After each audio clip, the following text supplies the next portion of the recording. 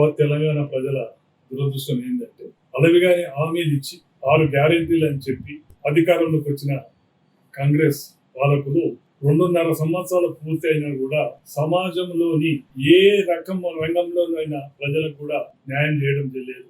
మరీ ముఖ్యంగా ఈ మధ్య ఈ ఆర్టీసీ వాళ్ళు బీఆర్ఎస్ ప్రభుత్వం ఉన్నప్పుడు అది ప్రభుత్వంలో విలీనం చేసి వారికి గవర్నమెంట్ పరంగా ఉద్యోగాలు ఇస్తామని చెప్పి హామీ ఇచ్చి చేసిన సందర్భంలో అప్పుడు ప్రతిపక్ష హోదాలో ఉన్న ఇదే రేవంత్ రెడ్డి వాళ్ళని రెచ్చగొట్టి వాళ్లకు అప్పుడు ఎన్నో హామీలు ఇచ్చి మేనిఫెస్టోలో పెట్టి ఇప్పటి వరకు 2.5 సంవత్సరాలు పూర్తయినా కూడా ఏ ఒక్కటి కూడా నెరవేర్చలేదు. వాళ్ళు అడిగే డిమాండ్స్ న్యాయమైనవి, చట్టబద్ధమైనవి. కాబట్టి ప్రజలకు అసౌకర్యం కలగకుండా ఇప్పటికైనా మన ఆర్టీసీ కార్మిక సోదరులందరినీ కూడా ట్యాక్స్ పిలిచి సమస్య పరిష్కరించి ప్రజలకు ఇబ్బంది కలగకుండా చూడాలని మేము కోరుకుంటున్నాం. దీనికి మా బీఆర్ఎస్ పార్టీ తరఫున కూడా సంపూర్ణ మద్దతు కూడా తెలపడం జరిగింది.